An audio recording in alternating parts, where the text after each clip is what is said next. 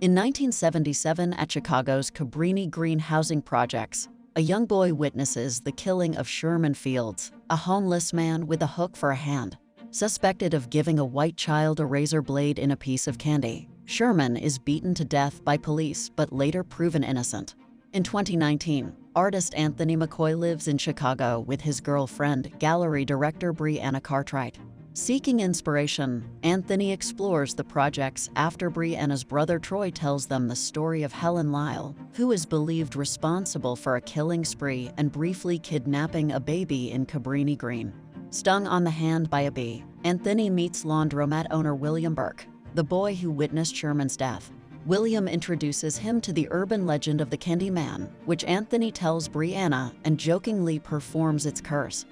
By saying Candyman 5 times to a mirror, Sherman's spirit will appear and kill the summoner. Inspired by Sherman's death and the Candyman legend, Anthony creates an elaborate art piece titled Say My Name for a show curated by Brianna and her colleague Clive. But his work is disparaged by critic Finley Stevens and other attendees. Later that night, Clive and his girlfriend Jerica unwittingly summon the Candyman, who brutally murders them. Brianna discovers their bodies, triggering childhood memories of witnessing her father's suicide. Anthony compulsively paints gruesome portraits of unknown men, becoming obsessed as he investigates Helen Lyle and her own Candyman research, and has a vision of Sherman's ghost in an elevator.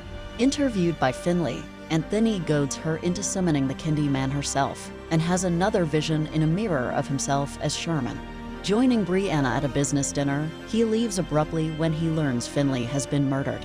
Anthony goes to William, who explains that the legend originated in the 1890s when Daniel Robitaille, an artist who had an interracial affair with a client's daughter, was mutilated and burnt alive.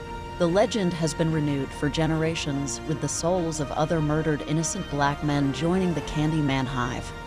These are the subjects of Anthony's paintings. Anthony attempts to protect Brianna, but only frightens her with his increasingly erratic behavior. A teenager who attended Anthony's show and her friends are killed after summoning the Candyman in their school bathroom. Anthony undergoes a physical transformation, spreading from the bee sting on his hand across his entire body. He confronts his mother, Amory, after visiting a hospital and learning that she lied to him. He was born near Cabrini-Green and was the baby taken the night Helen died. Amory claims the Candyman was responsible for the bloodshed blamed on Helen, and the community vowed never to speak his name. Brianna seeks out William, who abducts her to an abandoned church, where Anthony is in a fugue state. Shortly after Sherman's death, William witnessed his return as the Candyman when his sister and her friend summoned him and were killed. William plans to resurrect the Candyman hive to take revenge against the racist forces that have blighted the community. Sewing off Anthony's hand and replacing it with a hook, William has called the police to have Anthony wrongfully gunned down as another vengeful spirit to join the hive. Chased into the Cabrini-Green row houses, Brianna stabs William to death with a pen. She is confronted by Anthony, who collapses in her arms and is shot dead by police. Detaining Brianna in the back seat of a car, the police try to intimidate her into agreeing that Anthony was the killer and his shooting was justified.